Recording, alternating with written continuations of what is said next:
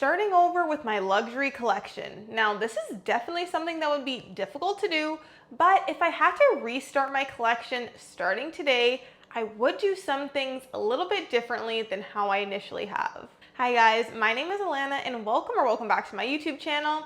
If you are new here, we discuss all things fashion, luxury, and handbags. So if those are things that are interesting to you, then I hope you would do me the favor of hitting the subscribe button down below. Thank you so much to all of my subscribers who have done so already. I truly appreciate all of your support.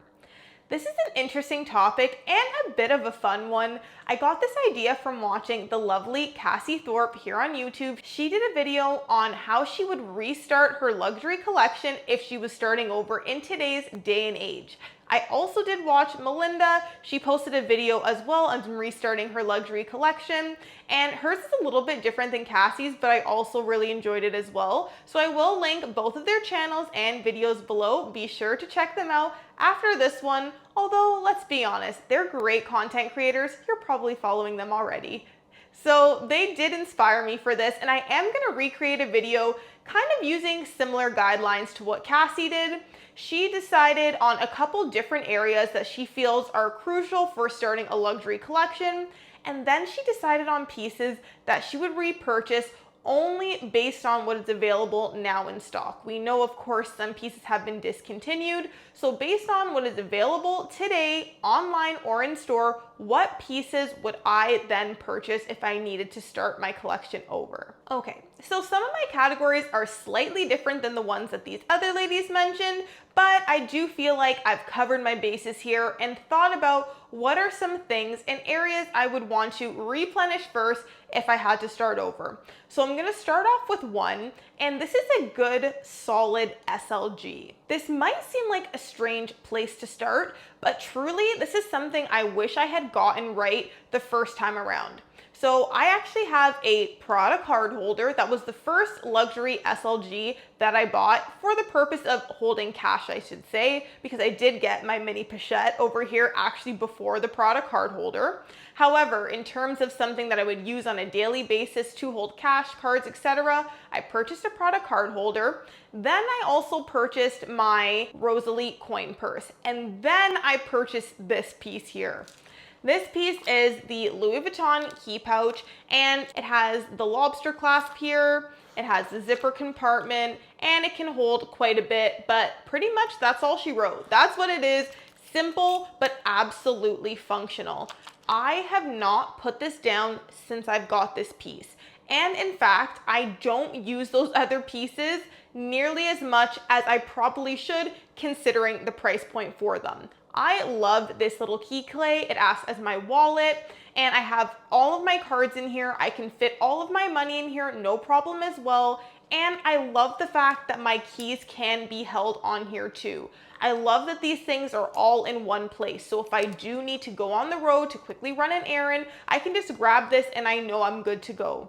Also, in terms of transferring things from bag to bag, because if you are a handbag lover as well, then you know you like to go through your handbags, rotate, and when that happens, I know if I have this, I will be okay. I'll have whatever I need. So that is why I would highly recommend this piece, as well as this is the piece that I would get if I was starting over. Now, this is a pricey piece. This has gone up in price significantly. This is well over $400 now. And for this canvas piece, that certainly is a lot. I will say I was able to get this from a boutique in Europe, and therefore I paid quite a lesser cost, but I would still recommend this piece because the amount that I paid for this definitely is lesser than this, plus the Rosalie, plus my Prada card holder, and quite frankly, I don't feel I need all of those pieces. Okay, so as I mentioned, I am absolutely a handbag lover, and because of that, we're moving on to that category next. When I thought about starting over my collection, I thought about what is the handbag that can do it all. It can easily be traveled with. It can go from day to night. You can crossbody, you can use it as a shoulder bag. It'll be fine in any elements of the weather. What piece can do it all? And it's ironic because again, this is a piece that I really did get wrong when starting my luxury collection, but now I know better, and I certainly would be grabbing my Prada re-edition. So the reason why I would recommend this piece is I actually love the fact that I have this in the nylon because I feel it is weatherproof, it is durable, and this is something that Prada does really, really well. It is certainly a signature of the brand. I also think that it is absolutely stunning. I would recommend the 2005 version so that you can get the crossbody strap. I also love the addition of this because I feel like it's a little bit something extra, and honestly, I do use this piece. Of course, in addition to that, it also comes with the chain here, and I have used the bag with both the crossbody many a times and then also the shoulder bag just on its own if I am taking this out to dinner. I have taken this for weekend trips and it has been absolutely great. It will hold all that you need. Consider it is, of course, a mini bag, but I feel even then, when I was considering whether it would make more sense to say a bigger bag for this category, I still feel like no, because if you want a transitional piece that will do it all, you kind of need a smaller size that doesn't look out of place for fancier occasions, and I certainly don't think this one does. Now, this has seen another price increase. Prada is extremely popular at the moment, as well as Miu Miu, but because of that, this is still seeing significant price increases. This is currently $2,650 in Canadian, so it is certainly pricey for a nylon bag. Now, if you felt like you wanted to invest into something a little bit more like leather, they do have leather versions of this exact variation too. They also have sequins versions. There are several different versions of this bag, so I truly feel like this is one that I really should get if I was restarting my collection, and I feel like this would fit the same purpose for so many different people. There is a version of this for everyone, and I do feel like this piece does it all. I highly recommend this one, and yep, this is my choice. Next up, we're gonna do a category on belts. I feel like you don't need a whole collection of belts. However, it is nice to have one quality and stylish luxury belt in your collection, so I definitely would go for a piece like this if I was starting over. So I currently only have one luxury belt in my collection. That is actually my Saint Laurent monogram belt here.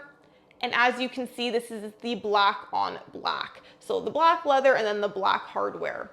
Now, would I get this piece again if I was starting over? Honestly, I would not. The reason for that being is I really like to dress in neutral colors such as beige and creams, and because of that, I find the black on black is a little bit too harsh for a lot of those different outfits. So I would either go for a black and gold version if I was going to get this one again, or I would go for a beige and gold, because again, I feel like that still goes with blacks, of course. That will still be a nice neutral that will be easy to pair with any outfit. Another thing too, I am someone when it comes to my designer belts that 9 times out of 10, I want to see a logo. So because of that, I do like the Saint Laurent design here because as you see, it is not huge by any means, but you are still able to see it. Now, to be fair, with the black on black, not too much, but if you were to get it in a contrasting metal, you would be able to see it a lot more. Now, I'm also kind of going to cheat with this one because I do love this belt. I love the functionality. I love the size of it. However, if I wasn't sticking with Saint Laurent, I think I would actually go for one of the Celine Triomphe belts. I think that logo is absolutely beautiful. It's stunning. You get a good substantial piece of hardware with this piece. And then also the Celine logo, though becoming more popular now, it's still a little less known than seeing YSL. So I like that because it's a little bit under the radar, but yet you're still getting that pop from the logo. And again, I would go for a black and gold in this, or I would go for a beige with the gold hardware. Next up, we're gonna talk about sunglasses. I feel everyone loves a pair of luxe sunglasses, so this is definitely a piece I would go for if I was going to be restarting my collection. The sunglasses I decided I would get if I was starting over are ones different to the luxury ones I currently have in my collection. A lot of them are quite big and bold frames, and the lenses are quite large as well. I do like a large lens, however, I think I would choose the Prada Aviator style sunglasses. I like this because yes, the lenses are large and I feel like that does look good for my face shape, but the frames are quite minimal. They are metal and you can get them in the gold color. And then I love the fact that the arms on the side have the Prada logo in there, but it's not too in your face. This Prada logo in particular, the one I'm talking about, it is white in the background and then it has the gold writing. I think that's absolutely beautiful. I also feel like this style is definitely a tried and true. We have seen aviators from decades ago and they will always absolutely be around. So I feel like this is still getting a nice statement piece, but it's not completely in your face. It's not necessarily having your sunglasses doing all the talking, but it can really look good in combination with the right outfit. And quite frankly, I'd like to say most outfits this would really look good with. Next up, I'm going to talk about a pair of designer shoes. Now, when it comes to designer shoes, I am not the biggest fan just because I feel like they're quite easy to get wear and tear. So I do have a designer heel, I have a designer sandal, as well as I have a designer sneaker. But if I was starting over, I actually think I would go with the designer sandal. The ones I have are the beautiful Chloe Woody sandals. These are extremely popular. We've all seen this. We all know of these ones. And the reason why I would say I would go for this one again over the other styles I have, simply these are my most worn designer shoes. Now these ones, because they're Chloe, they're slightly more affordable than some of the other ones. Like I know the Dior slides that are extremely popular, those pretty much start around $1,000 in Canadian. These you can in fact even get on sale. So I believe I paid about $450 for them. And for that, I feel like for me, it is worth it for this price.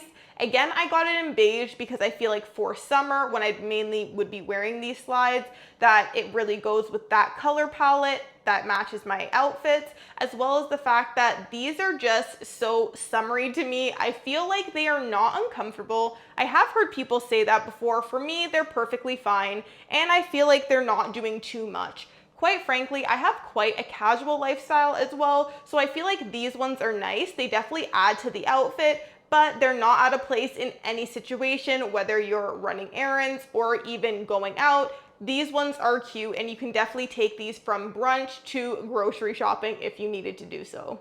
If you have made it this far, thank you so much for watching. If you're enjoying the video, please be sure to give it a thumbs up and hit the subscribe button down below if you haven't already. I really do appreciate all of the support. And thank you so much to my current subscribers for being here and clicking another video. And to those who are new, like I said, I would love to have you join this journey with us here.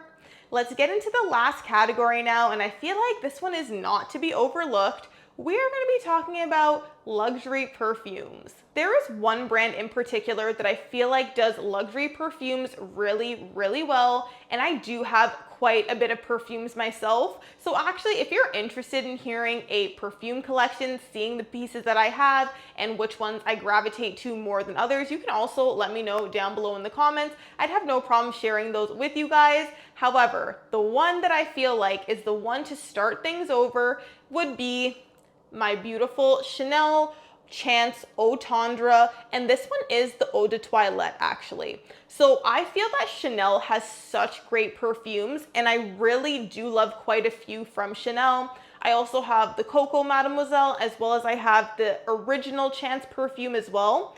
This is one of the first perfumes I got, and this was actually gifted to me from my partner, and he really nailed it with this one. I love it. As you can see, I have used quite a bit of this, so I would definitely get this again.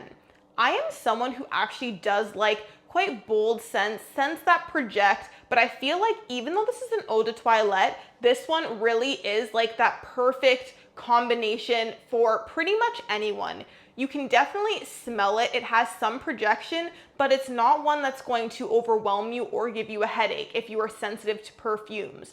Also, I've received so many compliments on this perfume as well because it is absolutely just scrumptious. So this is a floral scent. However, you can definitely wear this all year round. This is also like an everyday scent for me. I am such a fan of this one, and I would definitely purchase this again in a heartbeat if I had to start over my collection. So those are 6 categories I would go to first if I had to restart my collection. Those are also the picks that I would choose. However, I'm really curious to hear some of the pieces you guys would restart with if you were also going to be restarting your collection in this day and age. Like I said, it's a little bit tricky because some of the things we love might not actually still be available if we had purchased them quite a while ago, but I was happy with the choices that I made in this video, and I feel that I could stand behind them confidently. If you did enjoy the video, please be sure to give it a thumbs up, hit the subscribe button down below as well, and I will see you guys in the next video.